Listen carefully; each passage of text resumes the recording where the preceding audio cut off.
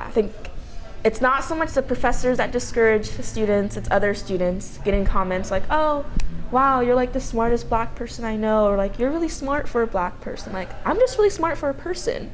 Women aren't told like, oh, being super intelligent or like knowing a ton about math is sexy. That's like not looked at as favorably as like being an intelligent male, I would say. I think women might have lower confidence in STEM classes because men tend to dominate conversations and discussions, so I think it kind of put women kind of in the background, so they don't feel like they get their opinion out. I don't know. I don't. Because right now, the system is not made for women to excel in STEM. Women have to fight to excel in STEM. We have to work harder to get those study skills, to get the attention that we need to succeed in STEM. And when we do ask for attention, we are frowned upon because we're asking for help.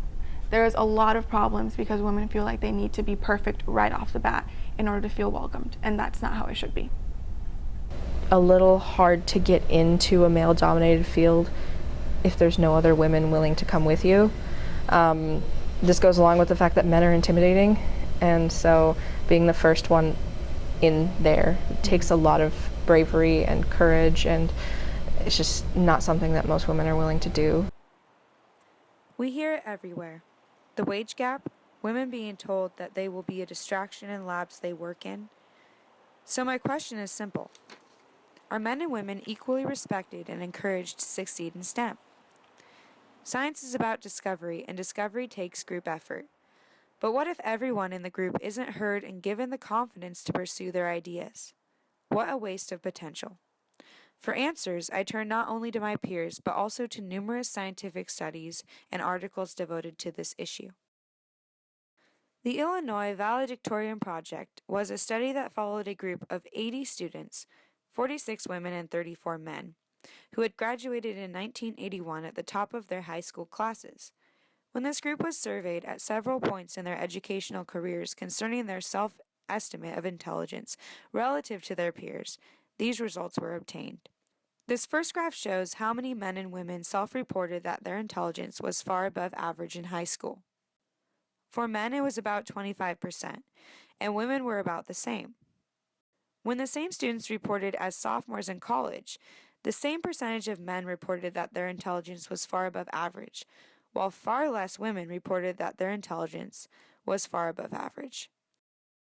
By the time these students were college seniors, the same percentage of men reported intelligence far above average, while 0 women reported that their intelligence was far above average, even though the grade point average of women was higher than that of men. These results suggest that even though men and women enter graduate schools at similar rates, women arrive at graduate school with some uncertainty about their abilities, even though their academic records and test scores are equivalent to those of men.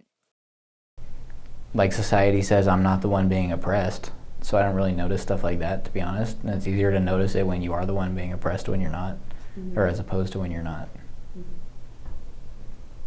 I have never noticed anybody openly feeling disadvantaged in a STEM class. Sometimes being a female in STEM is seen as a disability or like somehow like a obstacle that you have to overcome, but really it's just like you're already born. Like the most difficult obstacle is like surviving infancy and like not dying at a young age. So like now that I'm already in college, I don't really understand like what obstacles like I further have to prove to you. Oh, we just want more women in computer science, but it's not really about like the individual versus like it feels like for men it's like more focused on like the individual person that they want in the field, but it's always like, oh, we just want more women in the field, we want more people of color. Like it's just this huge category of people that like don't actually have individual traits, you know? When I was coming into college for a STEM degree, I actually made it into my newspaper for being a woman pursuing a STEM major in my town. So I just thought that was a little ridiculous that they're like, oh my God, look at this girl, she's sciencing. So I got in the paper for it. Like I will not feel comfortable, like in my bio class, I don't feel comfortable asking a question if my hair's up in a bun, if it's curly. I feel more confident with straight hair because I'm more associated with whiteness if I have straight hair. That's the reality of it. I felt discouraged, but only when it's because of my own doings. But if I keep up on everything that I'm supposed to, I feel like I can get stuff done. I don't think any woman in the field would say that equality has been reached. the professor said out loud, "Wow, I see a few women in the classroom. Congratulations, ladies." And although that seems like a compliment, it's really pointing out the fact that women don't normally take those classes, the fact that women don't normally exceed in those classes, and it just put the spotlight on them when they're just like every other student in the class. That is so terrible. Yeah. Okay. It's like they encourage women to come in and do engineering at her school, but then they don't give them equipment that they can actually use. So like you're setting people up for failure. And what is it saying that like everything in these engineering labs is set for the average man? It's saying that they don't expect women to be there in the first place. I feel that the STEM classes are really classes that you can prove how much you know and the type of problem solving that you can do. So I feel like it's really less of a oppression based and more of personal based, how well and how much somebody is willing to put the effort out. There are both men and women who sit in class and don't participate, so I don't really think it's much of a gender difference. I think it's more of a personal basis on how much you're willing to contribute to your own learning. So I feel like if you took a look at like how you actually are treating your professors, like the people that you see in as women in engineering and in STEM on a day-to-day basis, and you can honestly look at that and like truthfully say that you think that there's equality in like the department, but I think you need to leave because we need smarter people in STEM, honestly. A study done at the University of Washington in 2016 had students from 3 different biology classrooms nominate students who they thought were intellectually strong in this class. Males averaged higher course grades in all 3 classes. More males than females were listed as outspoken in each class. Males were consistently nominated as being stronger in class than females by peers, and these nominations increased throughout the course. Males showed significant bias towards nominating other males. Females did not show a bias. The most nominated students in all classes were males who tended to have high grades and speak up in class. This male majority among classroom celebrities could be explained if males were the only students who both achieved high grades and spoke up frequently in class. But this is not the case. Females achieving high grades and outspoken status never gain the same celebrity status as their male counterparts, making it appear as though being male is a prerequisite for students to achieve celebrity status within these classrooms. In one of the 3 classes, we can see here that the top 3 nominated students were male and the 1 female nominated was tied for 4th. Even though she received a 3.9 in the course, which is better than the 3.6 of the top nominated student, she received far less nominations. Men can come off overconfident and too in your face for my comfort, and it can occasionally be condescending.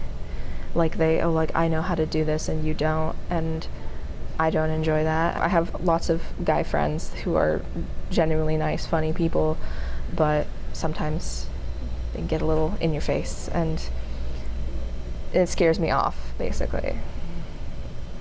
That sometimes my opinion isn't taken as seriously, like when we're going over test questions and everyone has a different answer and I have like something way off. And they just assume like, oh, like, yeah, you don't know what you're doing, like, let me explain this is why my answer's right. And then we go through the answer key and I'm like, this is why I thought my answer was right, this is how I thought about it through in my head, this is my reasoning for it, and like, oh, no, like, I don't think you understand this. And then it turns out that I'm the one that's correct. I think overall people are pretty supportive, but yeah, sometimes you do feel like self-conscious if like not a lot of other people are speaking up or if you are answering a lot of questions more than like other people are in the class, but I don't know if that's gender-based or, I think that the males are like more willing to speak up when she asks questions than the females are. Like you're kind of automatically assumed to not be as intelligent, so you kind of have to prove yourself a little bit more, which almost makes you come off as super aggressive, which I think that's where you get like the mean female scientist stereotypes where you're trying so hard to like show like, no, like I can keep up with you, and you come off kind of like a crazy person. But it's not that women wouldn't be good at this or wouldn't be interested. It's how those schools and how those majors run their programs that make it inaccessible or undesirable for women. That nobody wants like the girl that has the PhD, but the guy that has the PhD is like a hot ticket. So I have not seen bias based on gender differences. Yeah, I don't know. I do believe that both sexes are treated completely equally in STEM classes. I feel like it's pretty common in STEM if you're a woman. Like, someone's eventually going to mansplain you. And I feel like the first time you really don't understand. Like, the first time it happened to me, I just thought they were stupid.